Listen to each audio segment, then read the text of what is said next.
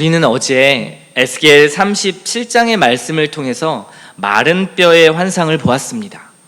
성령 하나님을 통해 부어진 그 생기가 그의 백성들을 살리셨던 환상, 하나님께서 우리에게 이루어 주신 새 창조입니다. 그들은 사망의 늪에서 더 이상 소망이 없었던 사람이죠. 메마른 해골 그리고 뼈들과 같이 죽어있는 상태였습니다.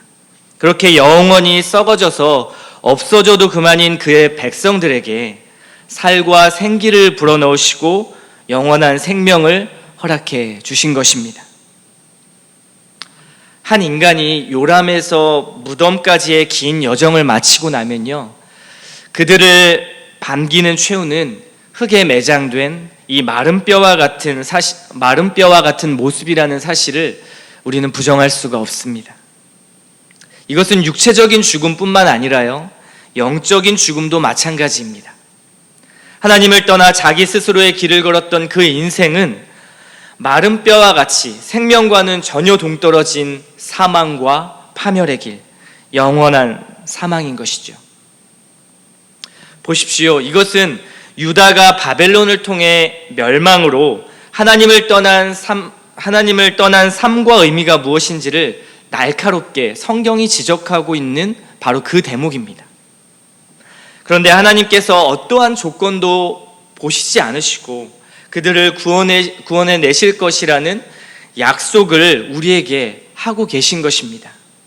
그저 하나님 자신의 언약을 신실하게 지키시는 것과 그리고 긍휼의 성품, 그 하나님의 성품으로 말미암아 인간과 마주하고 계신 것이죠. 이것이 우리가 바라볼 신앙의 핵심인 것입니다. 또 유다를 한번 보십시오. 전혀 소망과 희망이 없는 상황입니다. 오늘 1절 말씀에 보면요, 우리가 사로잡힌 지 25째 해 되었다고 말합니다. 1차 포로로 끌려가기 시작한 지 이제 25년이 지났다는 이야기고요. 완전히 예루살렘 성이 함락되고 나서는 이제 14년이 지났다라는 상황입니다. 이때 유다 백성들의 마음이 어땠을까요? 이미 포로로 끌려온 지 25년이 됐고 이제 유다성이 함락된 지 14년이 지났기 때문에 이들의 마음은 이제 거의 포기 상태 아니었을까요? 수많은 좌절감과 그리고 포로로 인한 고통이 있었을 것입니다. 그동안 들어왔던 수많은 선지자들의 메시지, 하나님의 말씀들이 이제 후회되면서 아마 귓가에도 계속 맴돌고 있지는 않았을까요? 또 한편으로는 수많은 오랜 역사 동안 자신들이 믿어왔던 그 여호와의 신앙, 그 신앙의 근간, 토라의 신앙의 근간이 휘청거렸을 겁니다. 왜 그렇습니까?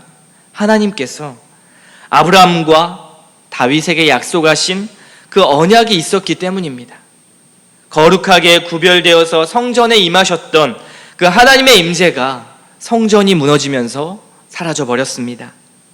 하나님은 무소부재하시고 전지전능하신 하나님이신데 말입니다. 바벨론에게 그의 백성들이 죽임을 당하고 포로로 끌려가는 것에 대해서 침묵하시는 하나님, 이제는 언약이 파기되는 것처럼 보이고 성전이 무너지면서 이젠 바벨론의 무력 앞에 아무것도 할 수 없는 것처럼 보이시는 그 하나님을, 살아계시지 않은 것만 같은 그 하나님을 유다 백성들은 어떻게 이해해야만 했을까요? 이들에겐 어찌되었든 결과적으로는 소망 없는 그 불씨, 소망의 불씨가 전혀 없는 상황이었습니다. 신앙도 삶도 이제는 포로지에서 포로로 그렇게 그저 그런 삶에 익숙하게 살아야만 하는 그런 마음이 있었을 것입니다. 또 그것이 유일하게 그들이 할 수 있는 일이었을지도 모르겠습니다.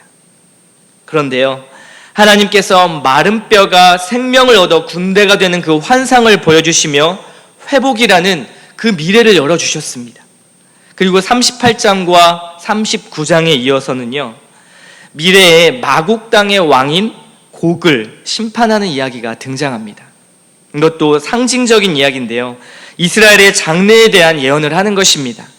그 어느 것도 그리스도 예수 안에서 하나님의 사랑과 끊을 수 없다라는 것을 보여주는 그 은혜의 보장이란 상징적인 이미지를 그리고 있는 것이죠.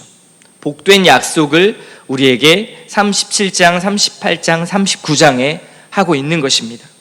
그리고 오늘 본문 말씀인 40장으로 넘어와서 이제 1절에 보니까요, 에스겔을 이스라엘 땅으로 데려가시는 환상을 보여주십니다. 그를 가장 높은 산 위에 내려놓으셨다라고 표현하는데요, 그 산 남쪽을 보니까요, 성읍과 같은 건축물들, 그런 것들이 보입니다. 하나님께서는 그곳으로 에스겔을 데려다 놓으셨는데요, 그곳에는 어떠한 한 사람이 기다리고 있습니다. 아마도 흔히 사람으로 묘사되는 하나님이 보내신 천사일 텐데요, 그 천사의 두 손에는 모시로 만든 끈과 측량하는 막대기가 들려 있습니다. 이제 이 끈과 이 막대기로 이 건축물의 길이와 넓이를 측량하는 그 장면이 바로 5절 이후에 나타나는 장면입니다. 이것은 굉장히 큰 의미가 있죠. 바로 이것이 회복될 이스라엘의 그 새 성전의 모습이기 때문에 그렇습니다. 또한 이 성전의 회복은 그리스도를 통해 일어나는 언약의 회복, 그분의 십자가의 사건을 통해 일어나는 하나님 나라의 온전한 영적 회복을 의미하기 때문에 더 중요합니다. 그렇다면 1차적인 의미로 유다 백성들에게 이 환상이 보여진다라는 것은 무엇을 의미할까요? 성전을 통한 하나님과의 관계가 그 이스라엘 백성들의 온전한 정체성이었다면 이 정체성을 다시 회복하게 될 것이란 그 소망을 보여주는 장면이기 때문에 매우 이 장면은 중요하고 또 유다 백성들에게도 굉장히 의미가 있는 환상입니다.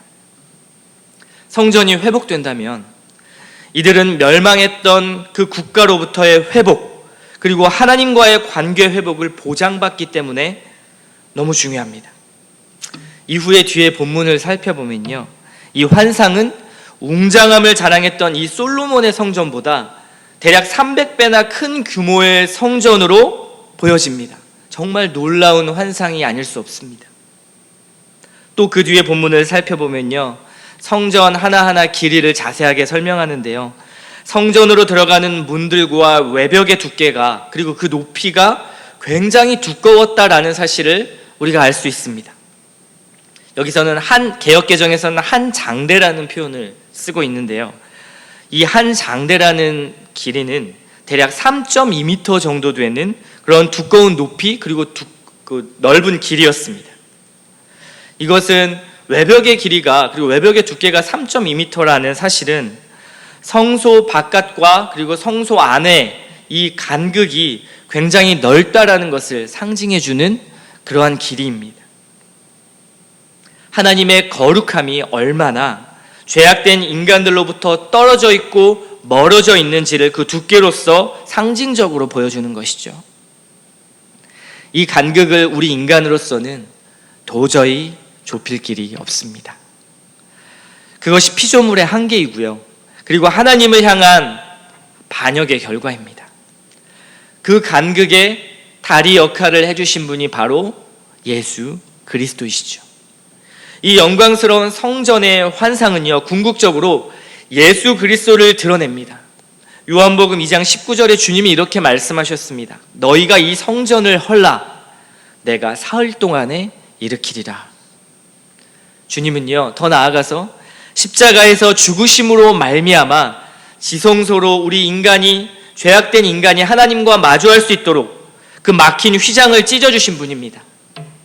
이제는 그 죄의 대가를 통해 유다와 같이 심판받을 수밖에 없는 우리에게 그리스도를 믿고 그리고 의지함으로 말미암아 하나님의 지성소에 들어가 가장 깊은 그 속죄소, 하나님과 긴밀히 만나는 그곳에 담대히 이르도록 우리에게 은혜의 길을 열어주셨습니다. 이제 에스겔은 이 복된 소식, 이 환상을 이스라엘 백성들에게 전하라는 그런 명령을 받습니다. 눈으로, 귀로, 그리고 마음으로 이것을 깊이 새겨서 이스라엘 백성들에게 알려야만 하는 그러한 사명인 것이죠. 에스겔은 이 환상을 보면서 얼마나 큰 감격에 사로잡혔을까요? 이 말씀이 우리에게 얼마나 또 은혜인지 모릅니다. 우리에게 회복과 그리고 하나님의 은혜를 보여주기 때문에 그렇죠. 오늘 40장의 말씀을 읽다 보면 사실은 지루할 수 있습니다. 길이와 높이 재는 것, 그러한 지명들이 반복되어 나오기 때문에 무슨 말인지도 사실 파악하기가 쉽지가 않습니다. 그러나 이렇게 구체적으로 에스겔에게 성전의 환상을 보여주시는 것은요, 회복의 확실성을 보여주는 것입니다. 우리는 오늘 본문을 통해 예수 그리스도를 볼 수 있어야만 합니다. 우리의 성전 되신 예수 그리스도, 이제는 직접 하나님 앞에 나아갈 수 있게 만드신 그분의 은혜를 바라볼 수 있어야 합니다. 이것이 하나님의 사랑이며 하나님의 긍휼입니다. 이것이 오늘 이 본문을 통해 드러나는 것이죠. 우리는 때론 삶의 장벽에, 그 두꺼운 장벽에 막혀서 하나님 앞에 나아가지 못할 때가 참 많이 있습니다. 유다 백성들처럼 완전히 포기한 상태, 더 이상 아무것도 할 수 없는 자신의 상태를 볼 때가 있습니다. 자신의 신앙의 무능함, 그리고 자책감 때문에 하나님 앞에 나아가지 못할 때가 있는 것이죠. 아마도 이런 생각들을 할 것입니다. 내가 죄를 지어서 그런 거야. 이제 더 이상 날 받아주시지 않겠지. 나와 함께 하시지 않을 거야. 나의 죄악은 하나님 앞에 도저히 나아갈 수 없는 그런 부끄러움이야. 내가 이렇게 반복적으로 하나님 앞에 죄를 짓는데 하나님께서 나를 받아주실까?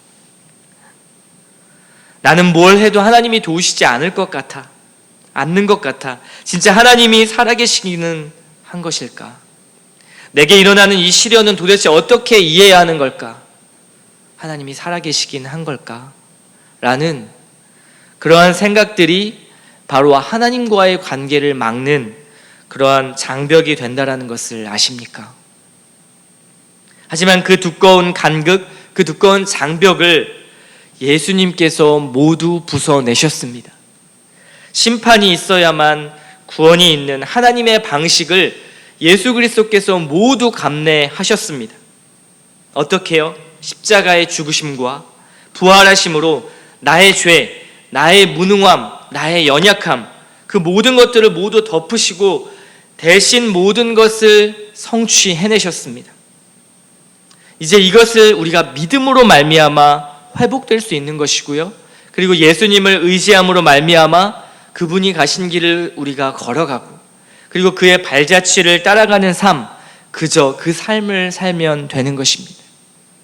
그 어떤 것도 우리가 이제는 책임질 무거운 짐이 없습니다. 그렇다면 경쟁과 정욕에 물든 이 세상에서 우리는 구별될 수 있습니다. 내 노력으로 구별되는 것이 아니라요, 구별되신 예수님을 우리가 그저 따라가고 그저 그분의 말씀에 귀를 기울이고 마음을 쏟는 것이죠. 바로 오늘 환상의 이 새로운 하나님의 성전을 누리는 자들이 되는 것입니다. 자유할 수 있게 되는 것입니다. 여기에 얼마나 큰 평강과 만족이 있는지 모릅니다.